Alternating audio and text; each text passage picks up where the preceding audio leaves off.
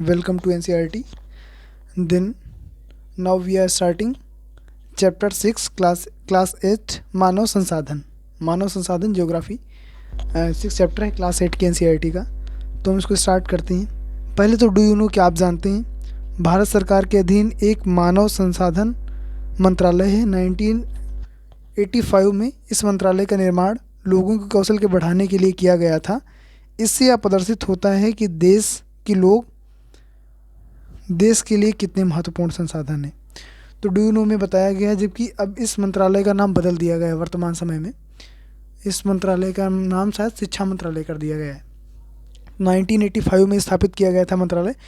इससे स्पष्ट होता है, और ये इस मंत्रालय का नाम मानव संसाधन मंत्रालय का नाम है। इसका उद्देश्य ये था कि लोगों के कौशल को बढ़ाना।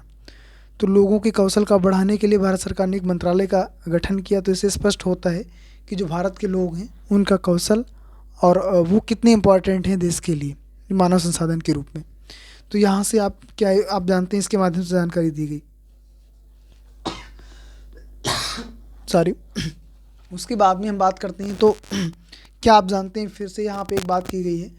तो यहाँ पे बताया गया है कि प्रधानमंत्री कौशल विकास योजना PKVI को 2015 में 1 करोड़ भारतीय युवाओं को 2016 से 2020 तक प्रशिक्षित करने के उद्देश्य से शुरू किया गया था। इस योजना का उद्देश्य संभाव्य और मौजूदा रोजगार अर्जक को गुणवत्ता प्रशिक्षण प्रदान करके रोजगारियों की कौशल की योग्यता को प्रोत्साहित करना है।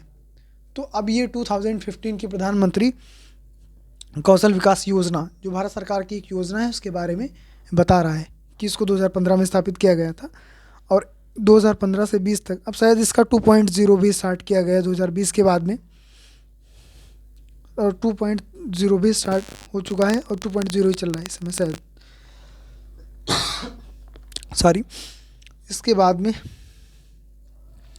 में अब पहले तो हो गया 1985 की बात कि मानव संसाधन विकास मंत्रालय ही बनाया गया था, और दूसरी बात हम करते हैं तो प्रधानमंत्री कौशल विकास योजना की बात होगी। अब मानव संसाधन, तो जैसे कि हम इसके पहले भी चैप्टर में पढ़ चुके थे कि मानव संसाधन क्या होता है। तो मानव संसाधन बेसिकली संसाधनों को 3 भागों में विभाजित किया गया था। फर्स्ट प्राकृतिक संसाधन, सेकेंड इज कृत्रिम संसाधन या मानव निर्मित संसाधन, थर्ड की बात करते हैं तो मानव संसाधन। सॉरी तो मानव संसाधन की हम बात करते हैं।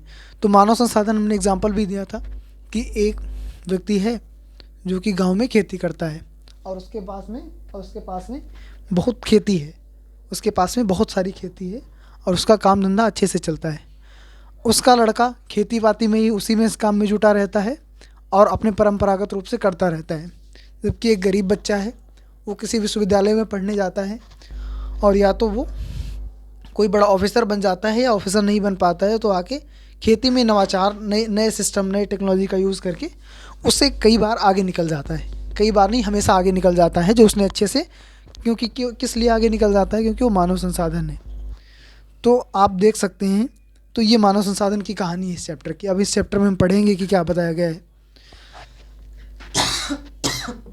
सॉरी तो एक हमने पोयम भी पढ़ी थी कुछ समय पहले कि not gold but only mean can make a people great and strong. ठीक, ऐसे करके एक पोयम पढ़ी थी हमने कि जो लोग हैं, जो देश है कोई, तो वो किससे ज़्यादा होता है मजबूत, किसी गोल्ड से, सोने चांदी से, धन दौलत से वो मजबूत नहीं होता है। वो बहुत ज़्यादा सशक्त नहीं होता है। उसके जो लोग होते हैं वो उसको क्या करते हैं, सशक्त बनाते हैं। लोग ही उस देश का नाम ऊंचा करते हैं और लोगों के कारण ही कोई देश जाना जाता है।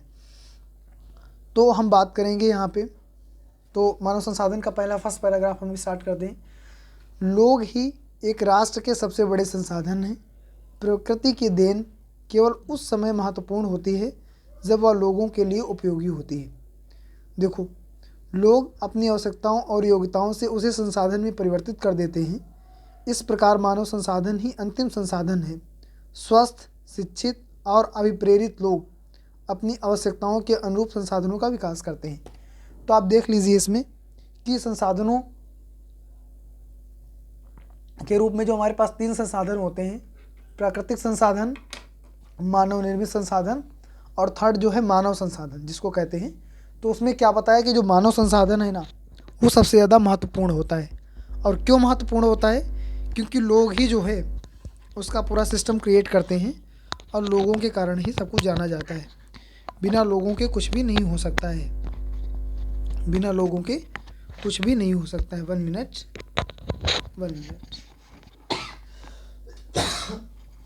सॉरी। तो आप देख लीजिए कि बिना लोगों के कुछ भी नहीं हो सकता है। अब हम नेक्स्ट पैराग्राफ पढ़ते हैं। अन्य संसाधनों की भांति मानव संसाधन विश्व में समान रूप से वितरित नहीं है।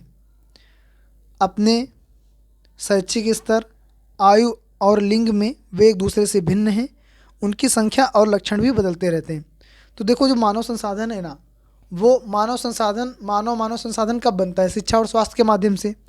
तो विश्व के हर समान हिस्से में मानव संसाधन नहीं है। मानव तो हो सकते हैं, किसी देश की जनसंख्या ज़्यादा हो सकती है, लेकिन वो जनसंख्या बेशक मानव संसाधन है ये ज़रूरी नहीं है। किसी देश की जनसंख्या है लेकिन वो जनसंख्या अकुशल है, उसमें उस तरीके का कौशल नहीं है, तो हम क्या कहेंगे? उसको मानव संसाधन कहेंगे? नहीं कहेंगे। ठीक है, एक दूसरे से भिन्न है, उनकी संख्या और लक्षण भी बदलते रहते हैं। अब देखो यहाँ पे एक चित्र के माध्यम से बताया गया है, एक चित्र के माध्यम से समझाया गया है कि ये कह रहा है कि मेरे विद्यालय में 500 बच्चे हैं, मेरे गांव में 1000 लोग हैं। बच्चा कह रहा है आपके विचार से विश्व में कुल कितने लोग हैं? ये क्वेश्चन है। मेरी कक्षा में 30 बच्चे हैं, ये बच्चा कह रहा है। विश्व में लगभग 6.6 अरब लोग हैं। अब ये यहाँ पे चर्चा हो रही है, 1 अरब में कितने शून्य होते हैं, इस संख्या को आप कैसे लिखेंगे? तो यहाँ पे डिस्कशन चल रहा है, चित्र के माध्यम से बताया गया है कि कितने कितने लोग हैं। ठीक है सॉरी। तो अब इसके बाद में हम अगले पैराग्राफ पे आते हैं, और क्या था? हम पढ़ रहे हैं मानव संसाधन। नेक्स्ट पैराग्राफ, नेक्स्ट पेज पे हम आते हैं और देखते हैं कि नेक्स्ट है क्या। नेक्स्ट की हम बात करते हैं। तो जनसंख्या का वितरण, नेक्स्ट हेडिंग इज 1 मिनट। हाँ, नेक्स्ट हेडिंग इज जनसंख्या का वितरण। तो डिस्ट्रीब्यूशन ऑफ पॉपुलेशन, इसकी बात करते हैं। भूपृष्ठ पर जिस प्रकार लोग फैले हैं उसे जनसंख्या वितरण का प्रतिरूप कहते हैं। ठीक है, उसे जनसंख्या वितरण का प्रतिरूप कहते हैं। विश्व की जनसंख्या का 90% से अधिक भाग भूपृष्ठ के 30% भाग पर निवास करता है। जैसा कि हम फर्स्ट चैप्टर में संसाधन में पढ़ रहे थे कि विश्व की जितनी भी जनसंख्या है ना, 90% जनसंख्या वो वर्ल्ड के 30% भू क्षेत्र पे, भूभाग पे निवास करता है। और जो 70% जनसंख्या है वो विश्व के, जो 10% जनसंख्या है विश्व के 70% भूभाग पे निवास करता है। या तो ये स्थान निर्जन है या बहुत विरल है। यहाँ पे जनसंख्या या तो बहुत कम रहती है या तो नहीं रहती है। जैसा कि हम बताए थे कि जो मैदानी इलाका है वहाँ पे जनसंख्या ज़्यादा रहती है, क्योंकि वहाँ पे जनसंख्या के सर्वाइव करने के कंडीशंस ज़्यादा हैं, इसलिए वहाँ पे जनसंख्या ज़्यादा रहती है। ठीक है, 30% भाग पर निवास करता है। विश्व में जनसंख्या का वितरण अत्यंत असमान है। ऐसा नहीं है कि जितनी जनसंख्या यहाँ पे है उतनी जनसंख्या और भी देशों में होगी या विश्व के अलग अलग हिस्सों में होगी। कहीं पे तो जनसंख्या इतनी ज़्यादा है, एशिया में जनसंख्या सब, अफ्रीका में जनसंख्या बहुत ज़्यादा है, एशिया में बहुत ज़्यादा है, और कुछ यूरोप के ऐसे, यूरोप महाद्वीप के कुछ ऐसे देश हैं यूरोप महाद्वीप में, वहाँ जनसंख्या कम है। तो ये जो वितरण है ना जनसंख्या का, वो अत्यंत असमान है। कुछ क्षेत्र अत्यंत घने बसे हैं और कुछ विरल बसे हैं। तो कुछ क्षेत्र तो बहुत घने हैं, ठीक है, कुछ क्षेत्र तो बहुत घने हैं और कुछ क्षेत्र बहुत विरल हैं। दक्षिण और दक्षिण पूर्वी एशिया, यूरोप और उत्तर पूर्वी उत्तर अमेरिका घने बसे क्षेत्र हैं। देखो, दक्षिण और दक्षिण पूर्वी एशिया, अब एशिया में क्या, नॉर्थ ईस्ट एशिया और साउथ ईस्ट एशिया और साउथ एशिया में बहुत ज़्यादा जनसंख्या है। यूरोप में जनसंख्या है, और उत्तर पूर्वी नॉर्थ ईस्ट अमेरिका में घने बसे क्षेत्र हैं, वहाँ पे जो क्षेत्र हैं वहाँ पे वहाँ की बसावट बहुत घनी है, वहाँ जनसंख्या ज़्यादा रहती है। ठीक है, इसके बाद में हम जो बात करें 1 मिनट, हाँ, इसके बाद में हम बात करते हैं, ठीक है, ठीक है, इसके बाद में हम बात करेंगे कि उच्च अक्षांशीय क्षेत्रों, उष्णकटिबंधीय मरुस्थलों, उच्च पर्वतों और विषुवतीय वनों के क्षेत्रों में बहुत कम लोग रहते हैं। तो उच्च अक्षांशों, जैसे कि ऊपर बढ़ते जाएंगे आप, अक्षांश कितने होते हैं, 0 to 90 ऊपर नॉर्थ और 0 to 90 साउथ। तो आप जैसे जैसे ऊपर चढ़े जाएंगे तो ऊपर आर्कटिक प्रदेश मिलेगा, और क्या होता है, आर्कटिक प्रदेश मिलेगा, और सबसे नीचे अंटार्कटिक प्रदेश मिलेगा। तो वहाँ पे बसावट, वहाँ पे बर्फ़ जमी होती है, वहाँ पे तो बसावट बहुत कम होगी, है ही नहीं बसावट वहाँ पे। तो अंटार्कटिका में तो रिसर्च सेंटर गंगोत्री चल रहा है इंडिया का, और भी बहुत सारे देशों का। तो वहाँ पे इतना माइनस में टेम्परेचर है कि वहाँ पे कैसे बसावट कोई होगी, कोई जनसंख्या वहाँ पे क्यों रहेगी। सॉरी, दिन इसके बाद में, ठीक है, बहुत कम लोग रहते हैं। विषुवत वृत्त के दक्षिण की अपेक्षा विषुवत वृत्त के उत्तर में बहुत अधिक लोग रहते हैं।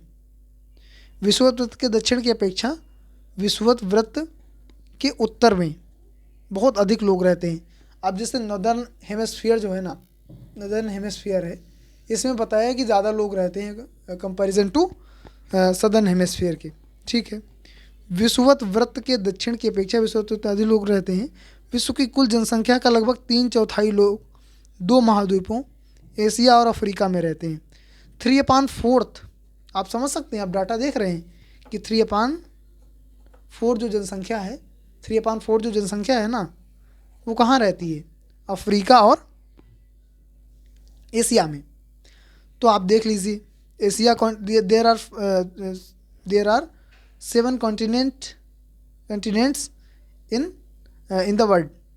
तो हम देख सकते हैं कि 2 ही कॉन्टिनेंट में 3/4 जनसंख्या है, मतलब 75% जनसंख्या इन दो इसमें निवास करती है, और बाकी जो 25% जनसंख्या है वो कितने 5 महाद्वीपों में निवास करती है। तो आप देख लीजिए कि जनसंख्या का जो वितरण है कितना कितना असमान है, जैसा कि ऊपर बताया गया था। विषुवतीय वृत्त के दक्षिण की अपेक्षा विषुवतीय वृत्त के दक्षिण की अपेक्षा विषुवतीय वृत्त के उत्तर में अधिक लोग रहते हैं। विश्व की कुल जनसंख्या का लगभग 3/4 लोग 2 महाद्वीपों एशिया और अफ्रीका में रहते हैं। विश्व के 60% लोग केवल 10 देशों में रहते हैं। सॉरी, तो जैसा कि आप जानते हैं, देश पूरे वर्ल्ड में कितने देश हैं, लगभग 200 देश हैं। तो 200 देश में 10 देश जो है ना, टोटल 200 कंट्रीज़ हैं। तो 200 कंट्रीज़ में 10 कंट्रीज़ निकाल दोगे, 190 कंट्रीज़ बचेंगी। तो 60% जो जनसंख्या है ना, वो कहाँ रहती है, 10 कंट्रीज़ में। और जो 190 क्या कहते हैं 40% जनसंख्या है, जो 40% जनसंख्या है वो रहती है कहाँ, 190 कंट्रीज़ में। तो जनसंख्या का वितरण कितना आसमान है, आप देख सकते हैं। इससे आप पता लगा सकते हैं कि जनसंख्या का जो वितरण है वो कितना असमान है। ठीक है, तो ठीक है, विश्व के 60% के वजह से इस प्रकार सभी देशों में 10 करोड़ से अधिक लोग रहते हैं। इन सभी देशों में 10 करोड़ से अधिक लोग रहते हैं। अब जैसे कि 10 करोड़ से अधिक लोग रहते हैं, तो 10 करोड़ से हमारे यहाँ तो 150 करोड़ हैं, 10 करोड़ से अधिक की बात कर रहे हैं। सॉरी, आप इस चित्र के माध्यम से देख लीजिए। महाद्वीपों के अनुसार क्या है कि महाद्वीपों के अनुसार विश्व जनसंख्या। तो फर्स्ट, विश्व के में प्रत्येक 100 लोगों में एशिया में कितने रहते हैं, देखो सबसे ज़्यादा लोग कहाँ रहते हैं, एशिया में। उसके बाद में यूरोप में रहते हैं, तो यूरोप में तो गिने चुने लोग हैं, 1 2 3 4 5। जब इतने टोटल की विश्व के प्रत्येक 100 लोगों में, मान लो कि विश्व में 100 लोग रहते हैं, हम काउंट करते हैं तो 1 2 3 4 5 6 7 8 9 10 रोज़ हैं और 10 कॉलम्स हैं। 1 2 3 4 5 6 7 8 9 10 कॉलम्स हैं, 10 रोज़ हैं। तो टोटल कितने इसमें हो गए लोग, टोटल लोग हो गए 100। तो 100 लोगों की हम जब बात करते हैं तो उसमें कितने रहते हैं? एशिया में देखो कितने रहते हैं, सबसे ज़्यादा लोग कहाँ एशिया में रहते हैं? 1 2 3 4 5 6 7 70 71 लोग रहते हैं। सपोज करो एशिया में, जो वर्ल्ड को पूरे विभाजित कर दें कि 100 लोग पूरे वर्ल्ड में रहते हैं, तो 71 लोग कहाँ रहते हैं? एशिया में रहते हैं। इसके बाद में यूरोप में हम बात करें तो यूरोप में कितने लोग रहते हैं? 1 2 3 4 5 6 7 8 9 10 11 12 100 जो लोग पूरे वर्ल्ड में हैं, तो यूरोप में रहने वाले लोगों की संख्या कितनी है? 12 संख्या है। ठीक है। इसके बाद में आप देखो अफ्रीका में वैसे ही रहते हैं, उससे थोड़ा सा कम रहते हैं, इससे ज़्यादा रहते हैं यूरोप से ज़्यादा रहते हैं और इससे कम रहते हैं। ऐसे ओसेनिया, ऑस्ट्रेलिया, न्यूजीलैंड और प्रशांत द्वीप समूह में रहते हैं एक ओनली। जो पूरे वर्ल्ड में कहते हैं कि हम 100 लोग हैं, तो इन पूरे द्वीपों में कितने? एक लोग रहता है ओनली। उत्तरी अमेरिका में ऐसे 1 2 3 4 5 लोग रहते हैं। मध्य व दक्षिण अमेरिका में भी ऐसा रहते हैं। ठीक है। तो सबसे ज़्यादा लोग कहाँ रहते हैं? एशिया में, देन अफ्रीका में, देन यूरोप में, देन उत्तरी अमेरिका में, नो देन दक्षिण अमेरिका में, मध्य और दक्षिण अमेरिका में, देन उत्तरी अमेरिका में, देन कहाँ? न्यूजीलैंड, मतलब ये ऑस्ट्रेलिया द्वीप समूह में, ऑस्ट्रेलिया महाद्वीप में रहते हैं। तो आप देख लिए कि जनसंख्या के अनुसार। अब देखो जनसंख्या मिलियन में, तो किसकी कितनी मिलियन जनसंख्या है? जनसंख्या का एक पूरा चार्ट दिखाया गया है इस पर कि चीन की जनसंख्या सबसे ज़्यादा, जो कि अब नए डाटा हैं उसमें हमारी जनसंख्या सबसे ज़्यादा है, चीन से भी ज़्यादा है। चीन से भी ज़्यादा जनसंख्या है हमारी। 1 मिनट।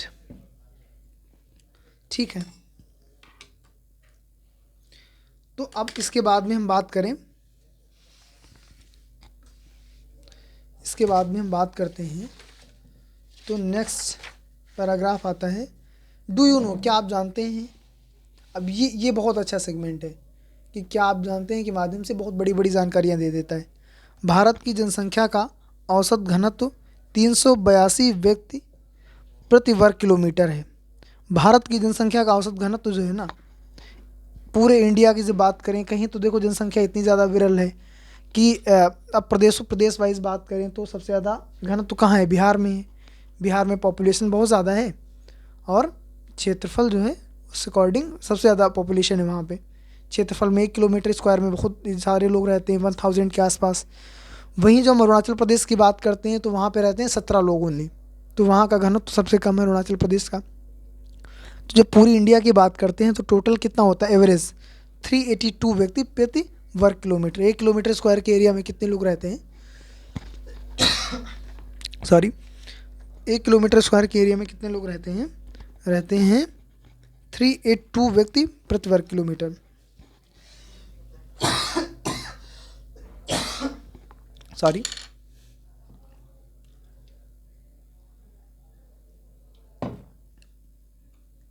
अब इसके बाद में जनसंख्या का घनत्व, इसके बाद में क्या होता है? जनसंख्या का घनत्व।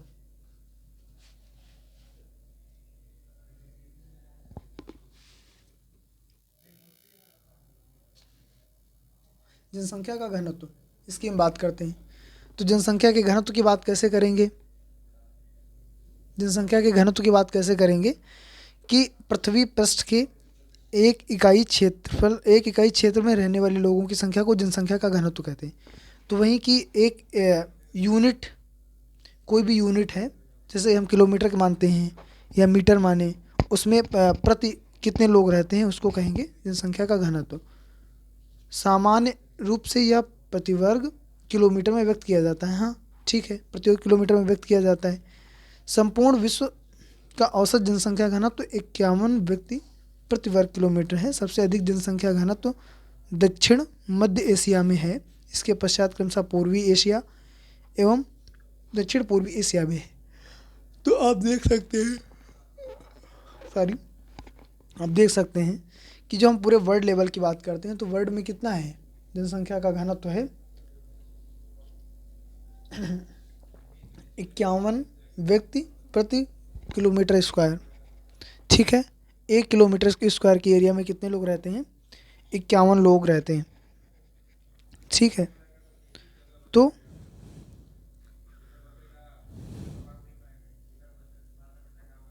अब देखो इसके बाद में और कहाँ कहाँ पे सबसे ज़्यादा है जनसंख्या, तो आप देख सकते हैं कि दक्षिण मध्य एशिया में, पूर्वी एशिया में, दक्षिणी पूर्वी एशिया में, यहाँ सब मतलब जनसंख्या का घनत्व है सबसे ज़्यादा है।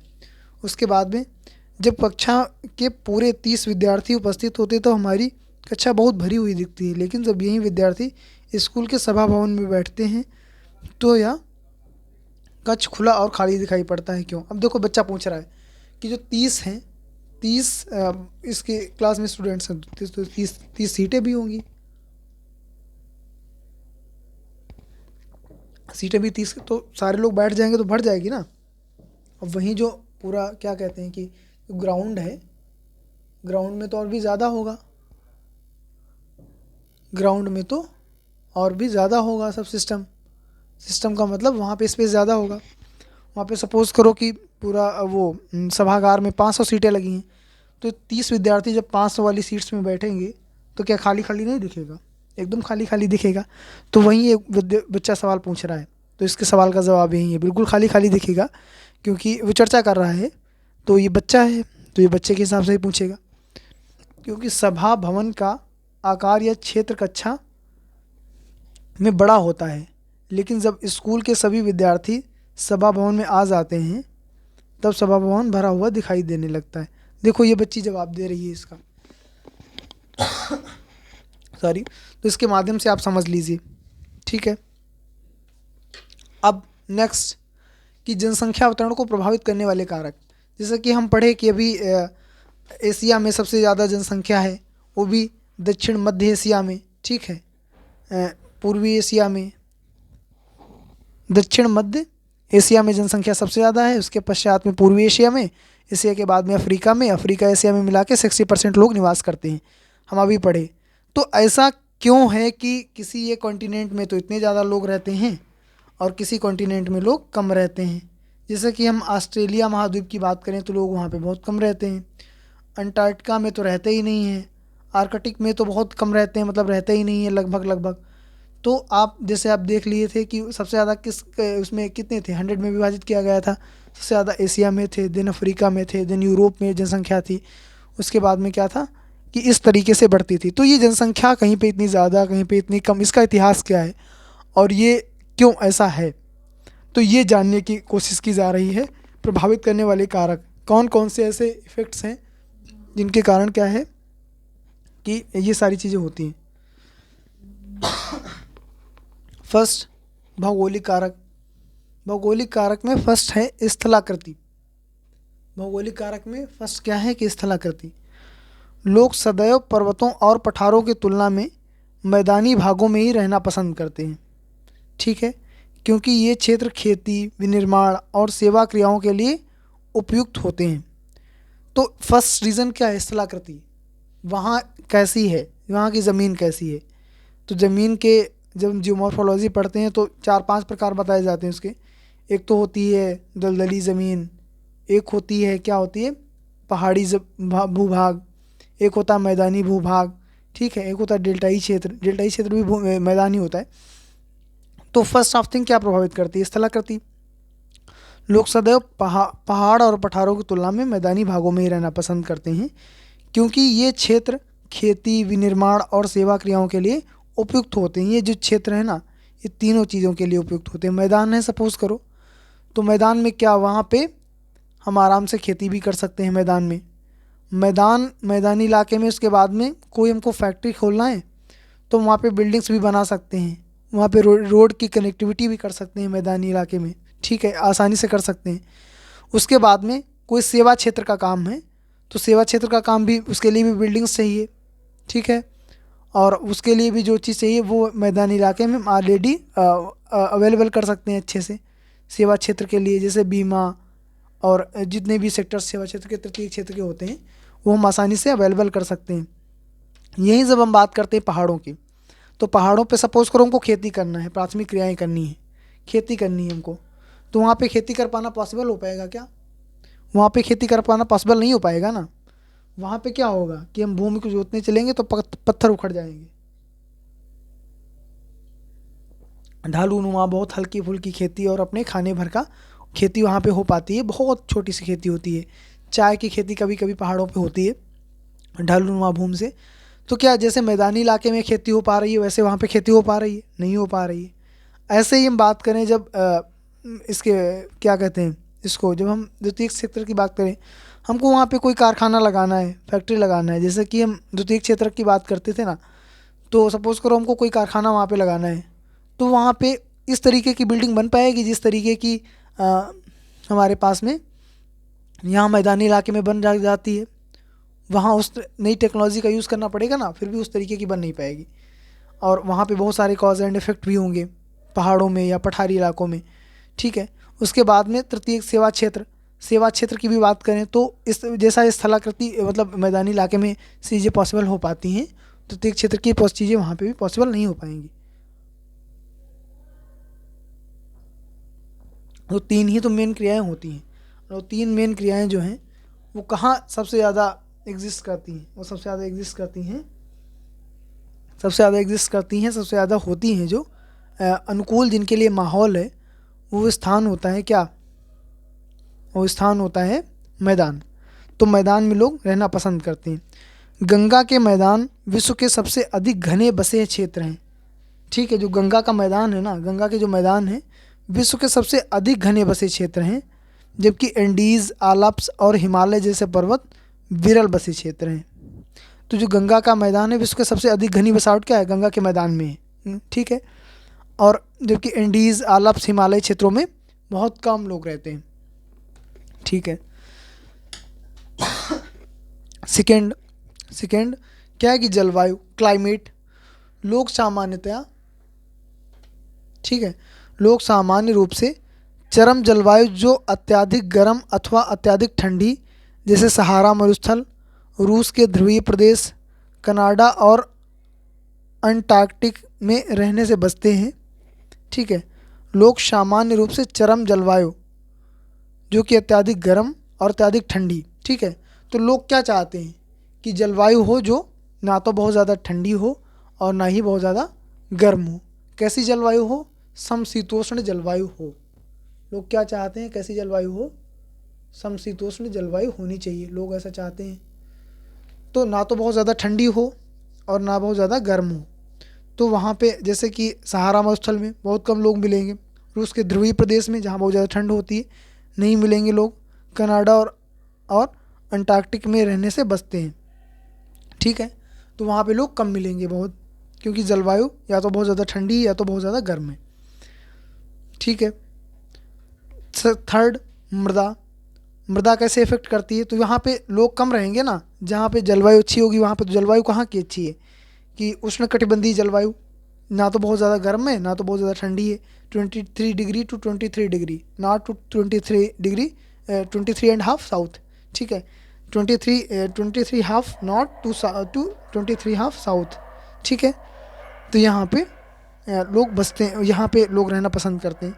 उसके बाद में मृदा, उपजाऊ मृदाएं कृषि के लिए उपयुक्त भूमि प्रदान करती हैं।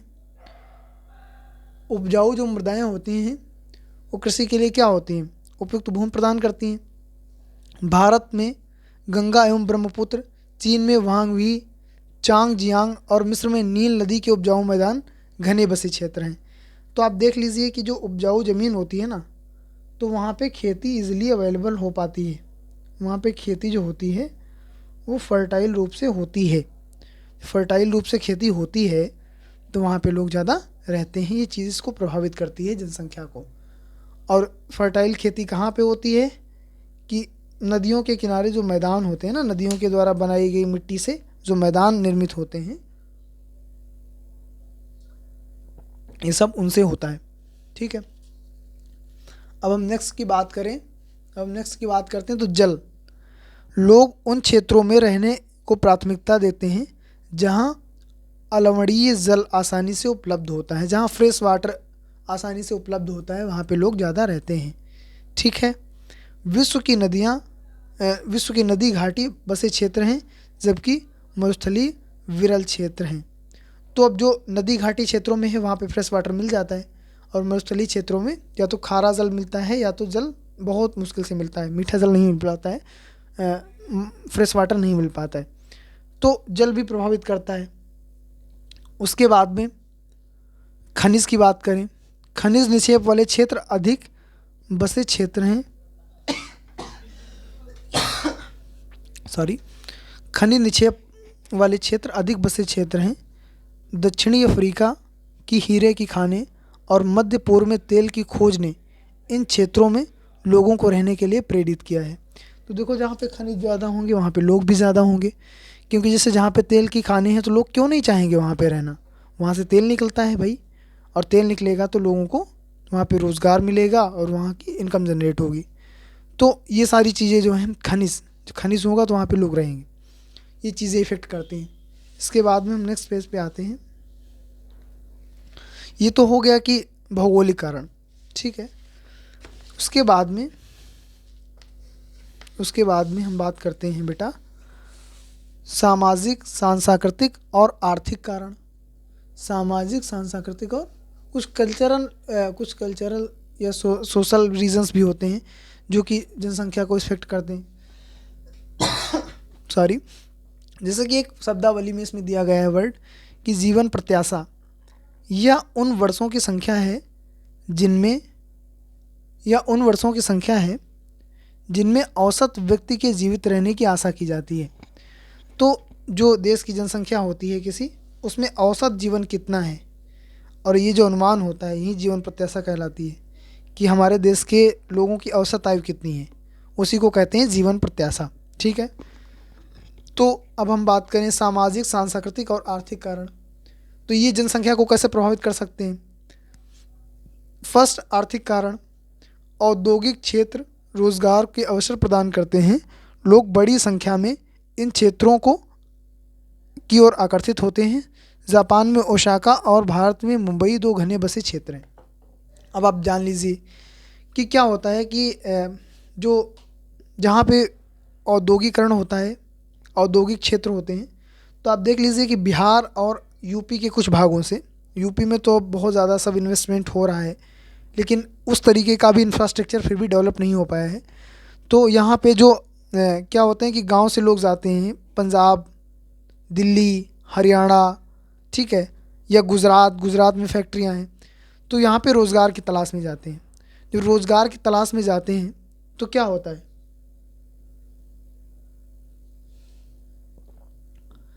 जब रोज़गार की तलाश में जाते हैं तो पूरे जो है वहाँ पे कॉलोनीज़ बस जाती हैं मज़दूरों की, या फिर कहीं पे सपोज़ करो कि औद्योगिक क्षेत्र है तो वहाँ पे जो है क्या लोग काम करने वाले जाएंगे। कोई सपोज़ करो कि एक कंपनी लगी है, मैं अभी आपको एग्जांपल देता हूँ, हरियाणा में मारुति सुजुकी की कंपनी है। मारुति सुजुकी एक जापान की कंपनी है। तो वहाँ पे MG रोड से आप जाएंगे मारुति सुजुकी, तो मारुति सुजुकी के पास में उसमें 30,000 वर्कर्स काम करते हैं। अब 30,000 का आप मतलब समझते हैं कि वहाँ पे कंपनी लगने से देश के विभिन्न भागों से 30,000 लोग, और कुछ मैनेजमेंट में लगे 30-35,000 लोग वहाँ पे आ गए। वहाँ पे 30,000 वर्कर्स हैं उस कंपनी में। कंपनी का टाइम और होता है, 3 शिफ्ट्स में होता है ना, जब फर्स्ट शिफ्ट छुटती है तो लग रहा है कोई मेला जा रहा है, तो वो लोग वहाँ के तो हैं नहीं। अब वहाँ क्यों आए हैं, क्योंकि वहाँ पे कंपनी लग गई है, इसलिए वहाँ का क्षेत्र क्या हो गया कि घना बसा क्षेत्र हो गया। जैसे मुंबई की बात की तो मुंबई में इतनी ज़्यादा इंडस्ट्रीज़ हैं और इतना सब सिस्टम है, इसीलिए वहाँ पे लोग आते हैं। जैसे कि हम BHU आए हैं, बनारस हिंदू विश्वविद्यालय, काशी हिंदू विश्वविद्यालय। सपोज़ करो यहाँ पे बनारस में काशी हिंदू विश्वविद्यालय नहीं होता, BHU नहीं होता, तो यहाँ पे जो 35,000 छात्र, 40,000 छात्र यहाँ पे पढ़ते हैं, तो वो क्या यहाँ बनारस की जनसंख्या जितनी होती उतनी होती। अब 40,000 यहाँ पे छात्र हैं, तो उनके खाने के में जो लगे लोग हैं, उनको जो भौतिक चीज़ों की ज़रूरत है उसमें लगे लोग हैं, उनको भी रोज़गार मिलता है। तो एक विश्वविद्यालय कितने तरीके से रोज़गार जनरेट करता है। विद्यार्थियों की आवश्यकताएं क्या हैं, पुस्तकें हैं, पेन है, कापी है, जो शिक्षण सामग्री है उसका बहुत बड़ा। दूसरा, उनको फूड चाहिए, तो फूड का बहुत बड़ा सब सिस्टम यहाँ पे जनरेट हुआ है। बड़े उनको कपड़े चाहिए तो वो पूरा व्यापार का सिस्टम जनरेट हुआ, ट्रांसपोर्ट का पूरा सिस्टम जनरेट हुआ है। सॉरी। तो आप देख लीजिए कि आर्थिक कारण मतलब ये जो है, कोई एक इंडस्ट्री या कोई विश्वविद्यालय या इस तरीके का इंस्टीट्यूशन किस तरीके से जनसंख्या को इफ़ेक्ट करता है। तो यहाँ पे जनसंख्या ज़्यादा आ रही है, लोग बाहर से आ रहे हैं, ठीक है। उसके बाद में सांस्कृतिक कारक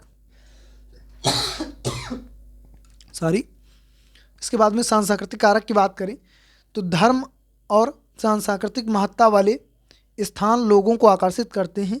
वाराणसी, जैसे मैं वाराणसी में बैठा हूँ, वाराणसी, जेरूसलम और वेटिकन सिटी इसके कुछ उदाहरण हैं। तो आप देख लीजिए कि जो धार्मिक कारण होता है ना, सांस्कृतिक कारण होता है धर्म। अब बनारस की कितनी प्राचीन संस्कृति है, 5000 साल पुरानी संस्कृति है। तो यहाँ पे लोग देखने आते हैं, यहाँ पे रहते हैं, आके होटल्स, यहाँ होटल्स का भी पूरा रोज़गार जनरेट होता है। लोग आएंगे, रहेंगे, होटल यहाँ की चीज़ें यूज़ करेंगे, तो यहाँ पे पूरा रोज़गार जनरेट होता है। और बहुत लोग तो ऐसे आके यहाँ पे आश्रम बना के या कोई ट्रस्ट चला के या कोई एनजीओ ओपन करके बनारस में, वाराणसी में काम करना चाहते हैं, ठीक है। तो यहाँ पे लोग आते हैं और यहाँ पे अपना या तो बहुत दिन तक रहते हैं, धार्मिक आस्था से मुमुक्षु भवन में रहते हैं, जिनको वृद्ध हो जाते हैं वो लोग आते हैं यहाँ पे मोक्ष के लिए। तो जो सांस्कृतिक नगरण है, जैसे वाराणसी है, जेरूसलम है, वेटिकन सिटी है, तो यहाँ पे लोग ज़्यादा हो जाते हैं, यहाँ की बसावट ज़्यादा हो जाती है, ठीक है। इसके बाद में सामाजिक कारक इसके बाद में जो सामाजिक कारकों की बात करते हैं, अच्छे आवास, शिक्षा और स्वास्थ्य सुविधाओं के क्षेत्र अत्यधिक घने वसे क्षेत्र हैं। उदाहरण के रूप में पुणे। तो आप देख लीजिए, 1 मिनट इसको भी लीजिए,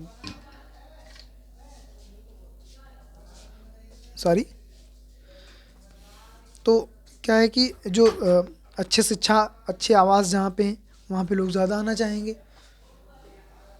तो ये भी अच्छे बसे क्षेत्र हैं। उदाहरण के लिए पुणे, ठीक है। इसके बाद में जनसंख्या परिवर्तन। अब नेक्स्ट हेडिंग है जनसंख्या परिवर्तन। तो जनसंख्या परिवर्तन का क्या मतलब होता है? जनसंख्या परिवर्तन का मतलब होता है, 1 मिनट, हाँ। जनसंख्या परिवर्तन से तात्पर्य एक निश्चित अवधि, जनसंख्या परिवर्तन से तात्पर्य एक निश्चित अवधि के दौरान लोगों की संख्या में परिवर्तन से है। विश्व की जनसंख्या स्थिर नहीं है, यह कई गुना बढ़ गई है। चित्र 6 पॉइंट, जैसा कि चित्र 6.3 में दिखाया गया है, क्यों ऐसा वास्तव में जन्म और मृत्यु की संख्या में परिवर्तन के कारण हुआ है। मानव इतिहास की लंबी अवधि में सन 1800 ईस्वी में विश्व की जनसंख्या धीरे धीरे बढ़ी है। बड़ी संख्या में बच्चे जन्म लेते थे, लेकिन शीघ्र ही मृत्यु हो जाती थी। ऐसा इसलिए था क्योंकि वहाँ उचित स्वास्थ्य सुविधाएं नहीं थी, सभी लोगों के लिए पर्याप्त भोजन उपलब्ध नहीं था, किसान सभी लोगों के भोजन की आवश्यकताओं को पूरा करने के लिए पर्याप्त उत्पादन करने में सक्षम नहीं थे। इसके परिणाम स्वरूप जनसंख्या में वृद्धि बहुत कम थी। सन 1804 ईस्वी में विश्व की जनसंख्या 1 अरब हो गई थी। तो आप देख लीजिए, 1804 ईस्वी में विश्व की जनसंख्या 1 अरब हो गई थी। 150 वर्षों के बाद 1959 में विश्व की जनसंख्या 3 अरब तक पहुंच गई थी। इसे प्राय जनसंख्या विस्फोट कहते हैं। 1999 30 वर्षों के अवधि से कम में जनसंख्या दोगुनी 6 अरब हो गई थी। इसी वृद्धि का मुख्य कारण खाद्य आपूर्ति और औषधियों के कारण मृत्यु दर कम होना है, जबकि जन्म दर अभी भी अधिक हो रही है।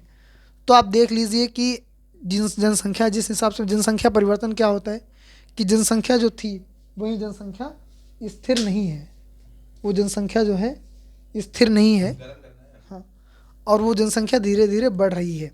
और बढ़ी है तो इतना ज़्यादा बढ़ी है ना कि जैसे कि बताया गया कि 1800 तक क्या था, 1800 तक विश्व की जनसंख्या धीरे धीरे बढ़ी है। 1800 तक बहुत ज़्यादा जनसंख्या नहीं थी और जो परिवर्तन भी हो रहा था तो जनसंख्या में बहुत धीरे धीरे परिवर्तन हो रहा था, मध्यम गति से। लेकिन 1800 के बाद में धीरे धीरे बढ़ी। इसका रीज़न क्या था कि बच्चे जन्म लेते थे, लेकिन स्वास्थ्य सुविधाएं उतनी अच्छी नहीं थी, उतनी अच्छी जो है भोजन की आपूर्ति नहीं थी, और मेनली डिजीज़ से लड़ने का हमारे पास कोई संसाधन बहुत ज़्यादा था नहीं। तो बच्चे जन्म लेते थे और मर जाते थे, क्योंकि जो कोई बीमारी हो जाती थी, बच्चे क्या होते हैं, बहुत ज़्यादा नाजुक होते हैं, उनका इम्यून सिस्टम तो बहुत ज़्यादा इतना स्ट्रांग होता नहीं है। तो वो क्या करते थे कि बच्चे इतने ज़्यादा इम्यून सिस्टम जब स्ट्रांग उनका होता नहीं है, और उनको जब वो बीमार होते हैं तो उनको मेडिकल ट्रीटमेंट की ज़रूरत पड़ती है। और जब आपके पास में मेडिकल ट्रीटमेंट था नहीं, तो बच्चे जो जन्म लेते थे वो बच्चे क्या होते थे कि मर जाते थे, ख़त्म हो जाते थे, एक्सपायर कर जाते थे। इसलिए विश्व की जनसंख्या जो है बढ़ नहीं रही थी। लेकिन जैसे ही कि हम औद्योगिकरण का दौर शुरू हुआ, उसके बाद में जैसे जैसे सिस्टम सब स्वास्थ्य सुविधाएं बढ़ी, वैसे ही क्या हुआ कि जो है, और जैसे जैसे सिस्टम कृषि में इंक्रीज़ हुआ, औद्योगिकरण हुआ, औद्योगिकरण के बाद में नए यंत्र, नए हथियार आए, नई सोच, नई साइंस डेवलप हुई, तो हमारे पास में बहुत सारी चीज़ें आ गई जिससे हम मेडिकल फैसिलिटीज़ अवेलेबल करवा पाए वर्ल्ड को। और पूरे वर्ल्ड में धीरे धीरे जो है, जो मृत्यु दर थी उसमें कमी आई है, जन्म दर में वृद्धि आई। इसके कारण ही 1804 में विश्व की जनसंख्या 1 अरब हो गई थी, वहीं 150 ईयर्स में ये संख्या 3 अरब पहुंच गई। इसे जनसंख्या विस्फोट कहते हैं। तो इतनी कम समय में इतनी ज़्यादा जनसंख्या बढ़ जाती है, तो उसको क्या कहते हैं, जनसंख्या विस्फोट कहते हैं। इसे प्रायः जनसंख्या विस्फोट कहते हैं। 1999 में 30 वर्ष की अवधि में से कम में जनसंख्या दोगुनी 6 अरब हो गई। ठीक है, तो 1999 का डाटा है कि विश्व की जनसंख्या कितनी है, इसकी 6 अरब हो गई। सॉरी। इस वृद्धि का मुख्य कारण खाद्य आपूर्ति और औषधियों के कारण मृत्यु दर होना है। अब देखो, फूड हम पूरे इतना हम साइंस का डेवलप कर लिए हैं, और इतना हम अपनी कैपेबिलिटी डेवलप कर लिए हैं फूड सिक्योरिटी में, कि हम पूरे वर्ल्ड को फूड प्रोवाइड करवा पा रहे हैं। जितने भी लोग हैं उनको लगभग हम फूड अवेलेबल करवा पा रहे हैं। और क्या होता है कि हमारे पास में फूड तो हम अवेलेबल करवा पा रहे हैं, और हमारे पास में मेडिकल फैसिलिटीज़ हैं। जैसे कि अभी कोविड आया, तो कोविड के बाद में, कोविड में लोग मर रहे थे धीरे धीरे, तो बहुत तेज़ी से मर रहे थे। तो हम जो क्या किए कि वहाँ पे एक किट डेवलप किए, एक हम वहाँ पे वैक्सीन डेवलप कर पाए। तो वैक्सीन जब हम डेवलप कर पाए तो हम बहुत लोगों को मरने से बचा पाए। और इस तरीके से, और सपोज़ करो कि हमारे पास में मेडिकल फैसिलिटीज़ डेवलप ना होती, तो कोविड में हम क्या लोगों को बचा पाते? नहीं बचा पाते, और जनसंख्या एकदम जो है वो नीचे गिर जाती, कम हो जाती, लोग मर जाते। ठीक है, तो इसके बाद में हम बात करें, इस वृद्धि के कारण खाद्य आपूर्ति की औषधियों के कारण मृत्यु दर कम होना है, जबकि जन्म दर अभी भी बहुत अधिक हो रही है। तो हाँ, जन्म दर अधिक हो रही है और मृत्यु दर कम हो रही है, क्योंकि हमारे पास में मेडिकल फैसिलिटीज़ अवेलेबल हैं और हमारे पास खाने के लिए फूड अवेलेबल है। तो जन्मों को साधारणतः जन्म दर में आंका जाता है। जन्म दर अर्थात प्रति 1000 व्यक्तियों पर जीवित जन्मों की संख्या को मापा जाता है। मृत्यु दर को प्रति 1000 व्यक्तियों पर मृतकों की संख्या मापा जाता है। ठीक है, तो जन्म दर क्या होता है कि 1000 व्यक्तियों पर जीवित जन्मों की संख्या, 1000 लोग पैदा हुए, उसमें से कितने लोग जीवित हुए, ये जन्म दर होती है। और मृत्यु दर प्रति 1000 व्यक्तियों पर मृतकों की संख्या। ठीक है, 1000 लोग पैदा हुए तो कितने लोग मरे, ये मृत्यु दर हो गई। ठीक है, मापा जाता है। किसी क्षेत्र विशेष में लोगों के आने जाने को प्रवास कहते हैं। किसी क्षेत्र विशेष में लोगों के आने जाने को क्या कहते हैं कि प्रवास कहते हैं। कहते हैं प्रवास पे गए हुए हैं, तो मतलब किसी दूसरे क्षेत्र में आने जाने, भ्रमण करने को कहते हैं प्रवास। सॉरी। तो आप देख सकते हैं कि जनसंख्या विस्फोट का पूरा चित्र दिखाया गया है कि जनसंख्या कैसे कैसे बढ़ी और कैसे कैसे इस सिस्टम सब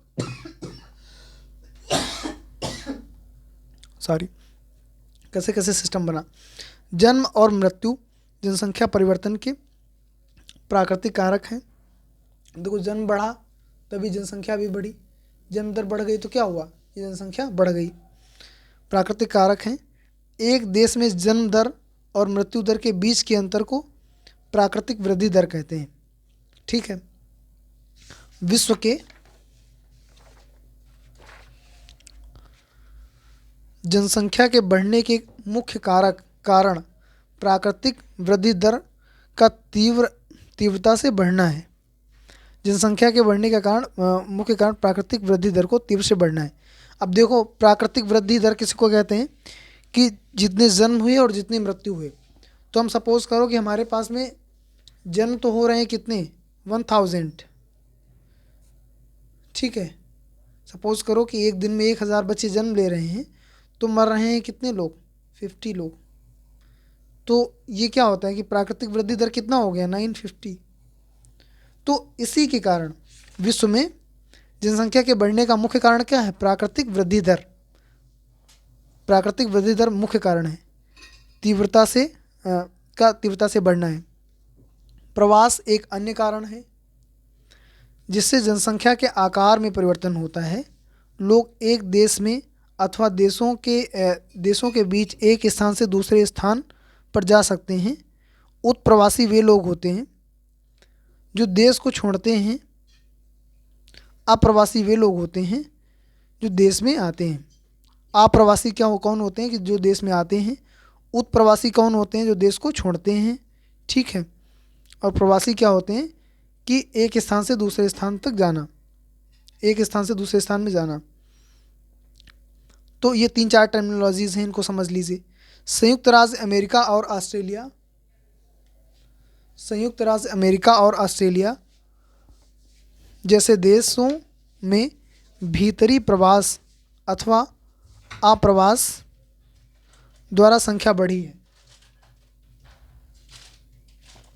तो आप देख लीजिए कि आप्रवास क्या था कि जो लोग देश छोड़ते हैं वो आप्रवासी होते हैं।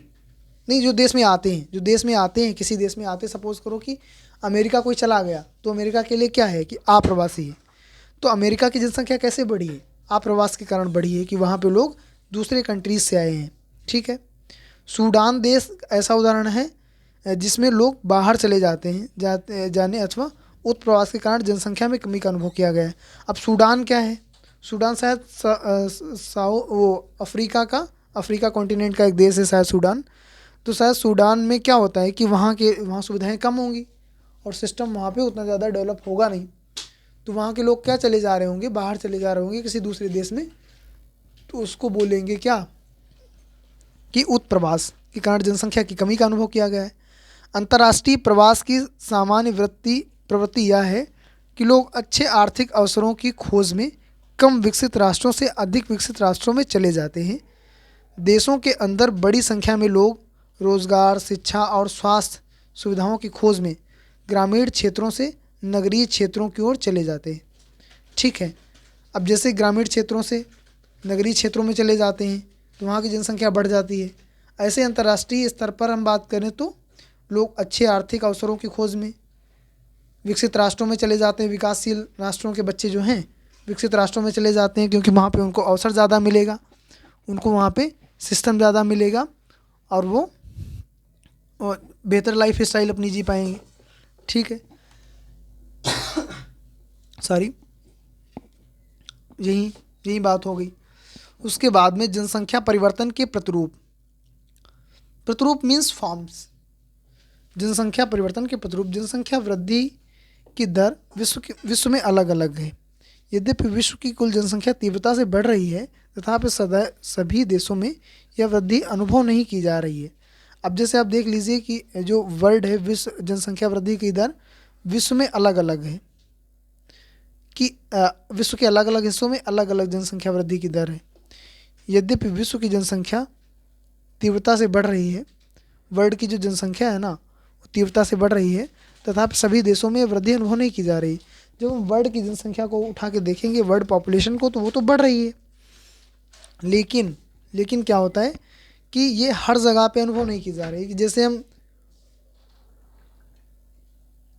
कुछ देश ऐसे भी हैं ना, कुछ देश ऐसे हैं जहाँ की जनसंख्या बढ़ नहीं रही है, वहाँ की जनसंख्या घट रही है, वहाँ बच्चे पैदा नहीं हो रहे हैं और लोग मर रहे हैं।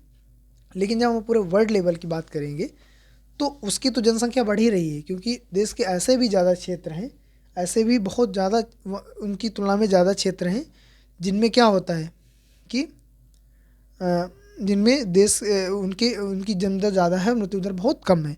तो पूरे वर्ल्ड की हम बात करेंगे तो क्या होगा कि पूरे वर्ल्ड की जब हम बात करेंगे तो इसमें हो जाएगा कि विश्व की जनसंख्या बढ़ रही है, ठीक है। अन्य देशों में जैसे यूनाइटेड किंगडम में निम्न जन्म दर और मृत्यु दर के कारण जनसंख्या वृद्धि दर मंद है। तो देखो, निम्न जन्म दर भी है और निम्न मृत्यु दर भी है। वहाँ की जो है कंट्रोल है सब सिस्टम, वहाँ पे मृत्यु दर भी बहुत निम्न है। जैसे कि आप अभी देखें कि वहाँ की महारानी जो थी, उनकी लगभग 100 ईयर्स के आसपास थी तब उनकी डेथ हुई, ठीक है। और उनके जो बेटे हैं जो वहाँ के मतलब बने हैं नए, तो उनकी एज समथिंग सॉरी 70+ हो गई है। तो आप वहाँ के उनसे ही पता लगा सकते हैं कि वहाँ की जो जन्म दर है वो तो कम है ही, साथ में मृत्यु दर भी कम है क्योंकि जीवन प्रत्याशा ज़्यादा है, ठीक है। तो इसके बाद में आप देख सकते हैं, अब देखो इसमें 3-4 डायग्राम्स दिखाए गए हैं। जनसंख्या में कमी कब, कि जन्म दर कम और मृत्यु दर ज़्यादा। मृत्यु दर का पलड़ा भारी हो गया ना, तो जनसंख्या में कमी आ जाएगी।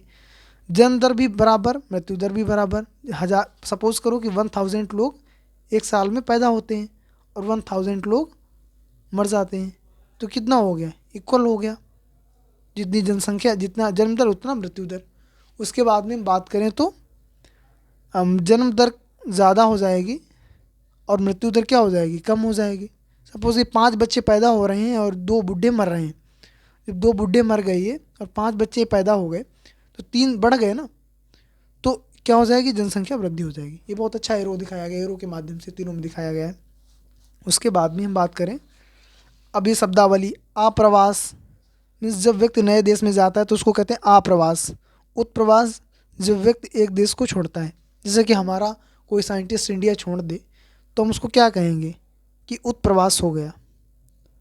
और सपोज़ करो कि हमारे कंट्री में किसी देश का आ जाए, और जैसे कि एनी पेशेंट हमारे इस कंट्री में आई थी तो उनका क्या था, आप्रवास था। नए देश में जब जाता है तो उनका उनके उनके हिसाब से क्या होगा, उनके देश के हिसाब से आप्रवास। नए देश में इंडिया आई थी वो और यहाँ पे बहुत सारी सेवाएं की। उसके बाद में हम बात करते हैं, तो ये मैप देख लीजिए आप। ये north America, south America, Africa, Asia और यूरोप।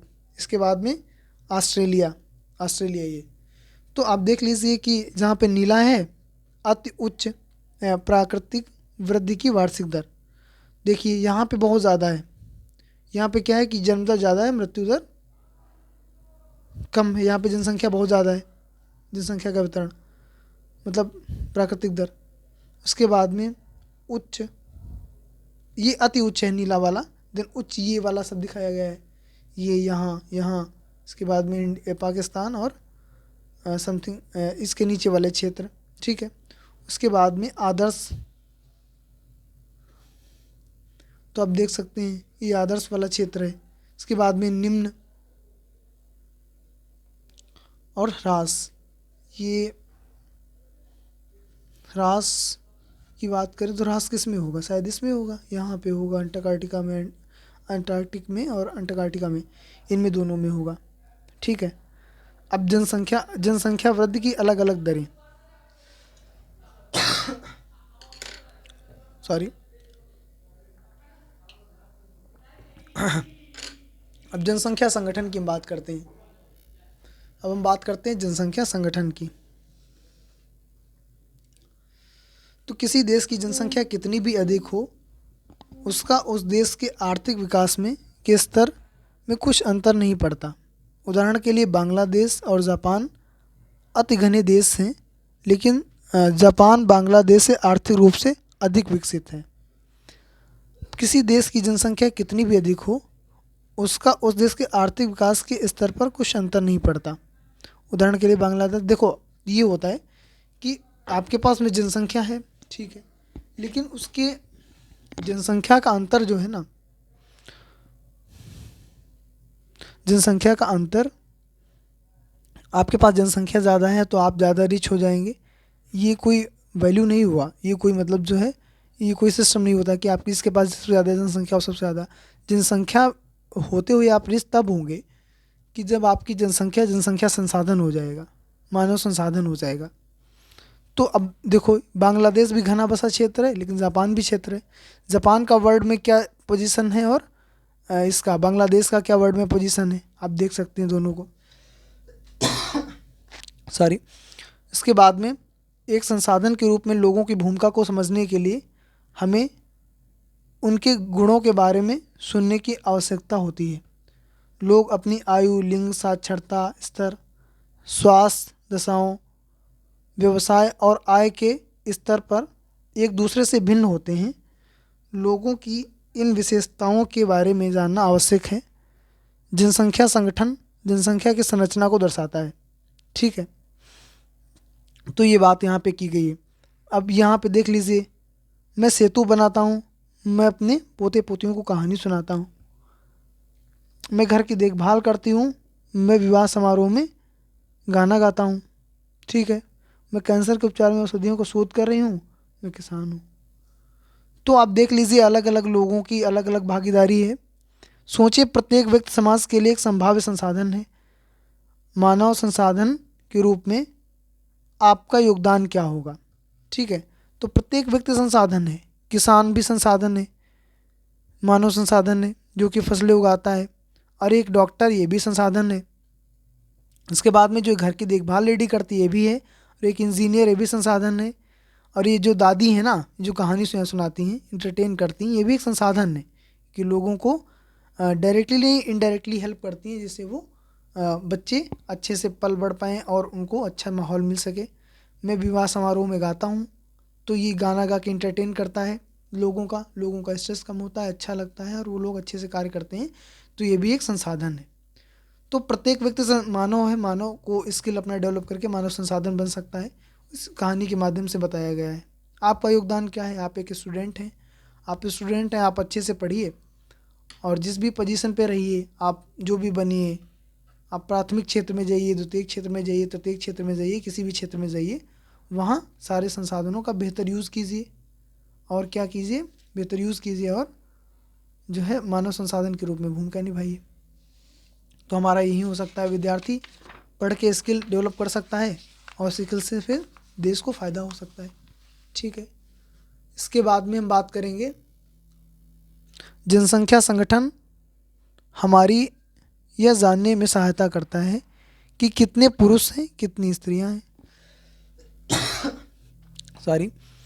तो जनसंख्या संगठन है ना, वे किस आयु वर्ग के हैं, कितने शिक्षित हैं और वे किस प्रकार के व्यवसाय में लगे हैं, उनके आय का स्तर क्या है और स्वास्थ्य दशाएं कैसी हैं। एक देश के जनसंख्या संगठन का अध्ययन करने की एक रुचिकर विधि जनसंख्या पिरामिड है, जिसे आयु लिंग पिरामिड कहते हैं। ठीक है, एक जनसंख्या पिरामिड। अब देखो, बच्चा पूछ रहा है कि ये त्रिभुजाकार प्रतीत होने वाला आलेख क्या है, तो इसको जनसंख्या पिरामिड कहते हैं। देखो, जनसंख्या संगठन होता है, तो संगठन का मतलब होता है कि जो जनसंख्या है उसमें कौन कौन से शामिल हैं, कितने बच्चे हैं, कितने बूढ़े हैं, कितने महिलाएं हैं, कितने पुरुष हैं, कितने शिक्षित हैं, कितने अशिक्षित हैं, कौन किस किस रोजगार में लगा हुआ है, कौन क्या क्या कार्य कर रहा है, कौन शिक्षा में जुड़ा हुआ है, कौन प्राथमिक क्षेत्र में है, कौन द्वितीय क्षेत्र में है, ये बात होती है ना। तो जनसंख्या संगठन के माध्यम से इसको हम जानते हैं। एक पिरामिड दर्शाता है, एक जनसंख्या पिरामिड दर्शाता है। अब इसका अध्ययन कैसे करते हैं? सबसे अच्छा तरीका है रुचिकर विधि, इंटरेस्टिंग विधि, जनसंख्या पिरामिड। जैसे कि आप देख सकते हैं, यहाँ पे पिरामिड देखेंगे, जनसंख्या पिरामिड बना हुआ है। तो आप देख सकते हैं कि जैसे क्या पिरामिड क्या दर्शाता है। फर्स्ट, कुल जनसंख्या विभिन्न आयु वर्गों में विभाजित है। उदाहरणार्थ 5 to 9 ईयर्स, 10 to 14 ईयर्स। जैसे कि जनसंख्या है ना,